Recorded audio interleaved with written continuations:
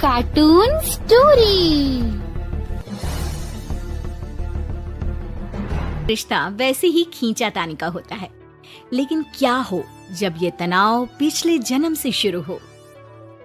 इस औरत ने पिछले जन्म में मेरी माँ नागिन रूपमती को डंडे से मारा था। इस जन्म में इसकी बहू बनकर मैं उसका बदला लूंगी। बहू खड़ी होकर सास को घूर घूर कर बदला लेने का प्लान बना रही थी कि सास, हाय रे बहू, खड़ी खड़ी थक गई होगी, बैठ जाया कर, पैर में दर्द हो जाएगा। माँ जी, बड़ों के सामने बैठना मेरे संस्कारों में नहीं है। अरे बहू, कैसी बात कर रही है, बेटी है तू हमारी, बैठ जा। बहू बैठ जाती है। सास उसे चाय देती है। ये ले, मेरे हाथ की स्पेशल चाय। किस्मत हो तो भाभी जैसी, जो बैठे बैठे चाय मिल रही है, वो भी सास के हाथ की। हाँ, तुझे क्यों जलन हो रही है? अरे खुद तो चली जाएगी ससुराल। मेरा बुढ़ापा तो मेरी बहू के साथ ही है ना। बहू सास की बात सुनकर थोड़ा मुस्कुराती है, लेकिन अगले ही पल मन में सोचती है, नहीं नहीं नैना, तुझे बदलना नहीं है, ये सब इस औरत की चाल है, मुझे इससे बदला लेना है। बहू अब शाम को सास के साथ पार्क में जाती है। वो टहल रही होती है कि उसकी एक सहेली मिल जाती है। अरे वाह, क्या बात है, सास बहू घूम रही हैं। लेकिन जरा बचकर, वो क्या है ना, एक जानलेवा बीमारी फैली हुई है ना। हाँ, जानते हैं, तभी तो पूरी सतर्कता के साथ घूम रहे हैं। चलो घर भी जाना है, खाना बनाना है। अरे तो बहू को क्यों उठा कर ले आई?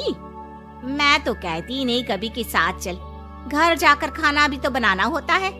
अरे कैसी बात कर रही हो, मेरी बहू सारा दिन घर के अंदर रहती है, बेटा भी रात में आता है। ये तो घर में रह रहकर पागल हो जाएगी, और फिर मैं घूमूं और इसे घर में कैद करके रखूं। ये कहाँ का न्याय है। अच्छा, एक काम याद आ गया है, फिर मिलते हैं। वो वहाँ से बहाना बनाकर चली जाती है।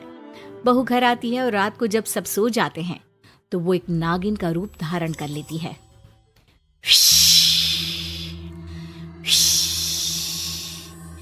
जाने कहाँ चली गई बुढ़िया, आज तो मैं इसका काम तमाम करके ही सांस लूंगी। मेरी माँ के साथ जो इसने किया, वही मैं इसके साथ करूंगी।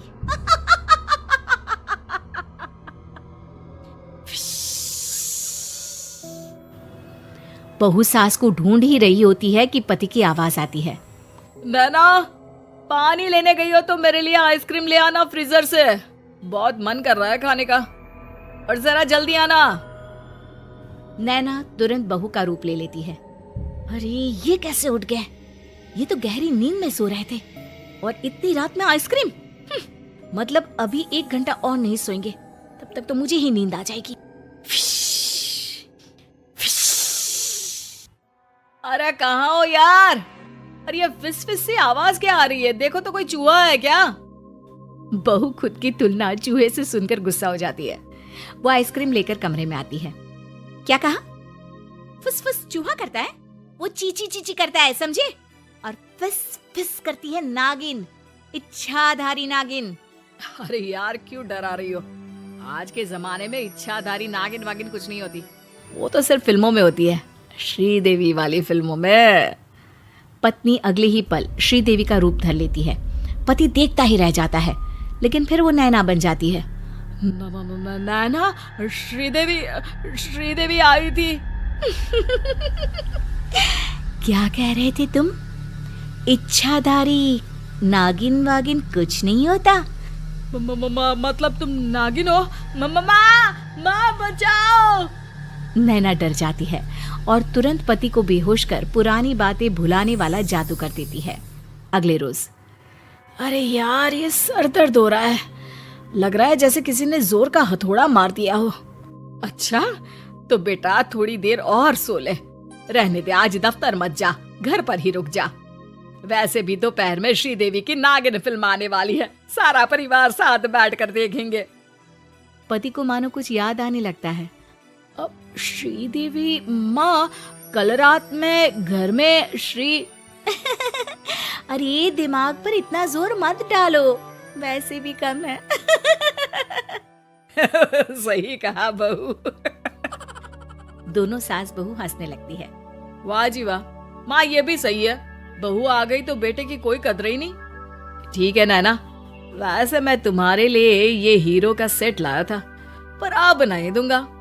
नैना सेट देखकर खुश हो जाती है। दे दो ना प्लीज, सॉरी बस।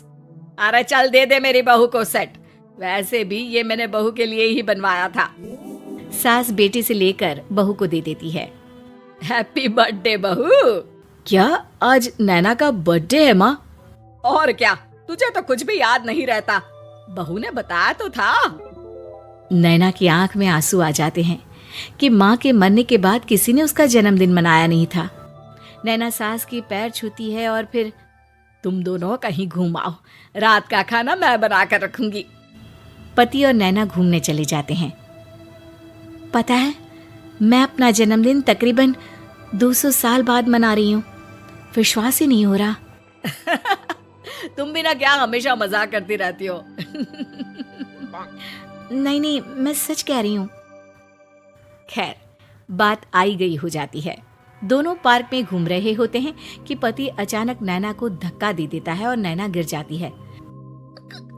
क्या कर रहे हो? क्या हो गया तुमको, गिर जाती तो? पति अचानक नैना को गले लगा लेता है और फिर रोने लगता है। पति का ये बदला हुआ रूप देखकर नैना पूछती है, क्या हो गया है, बोलोगे कुछ? मैं ठीक हूँ, रो मत। पति की आंख लाल हो जाती है। वो नैना को दिखाता है कि उसके पैर के पास से होता हुआ एक सांप निकल जाता है। बाप रे, ये काट लेता तो मैं मर ही जाती। नहीं, मैं तुम्हें कुछ नहीं होने देता। मैंने अपने पिता को सांप के काटने से ही खोया है, माँ आज तक संभल नहीं पाई है। नैना हैरान हो जाती है। क्या हुआ था आपके पापा को? मेरे जन्म के सिर्फ 2 महीने बाद ही मम्मी के सामने एक सांप ने पापा को जकड़ लिया था। माँ ने उस सांप से कई निवेदन किए लेकिन वो नहीं मानी। शहर के सबसे बड़े सपेरे ने भी उस सांपिन से बात की लेकिन उसे जरा भी तरस नहीं आया। सिर्फ मजे लेने के लिए उसने मेरे पिता को मार डाला। ये बात नैना की माँ की हो रही थी। फिर तो तुम लोगों ने उस सांप को मार दिया होगा ना? नहीं, हमने नहीं, उस सपेरे ने। माँ ने तो बहुत मना किया कि जंतु है ना, उसमें भी जीव है, और वैसे भी हमारे संस्कार में सांप को मारना ठीक नहीं माना जाता। नैना को अपनी गलती का एहसास होता है। वो रोने लगती है। अरे क्या हो गया पगली, बचा लिया है मैंने तुम्हें, कुछ नहीं होने दूंगा। सही कहा, मुझे बचा लिया तुमने इतने अच्छे परिवार को खोने से।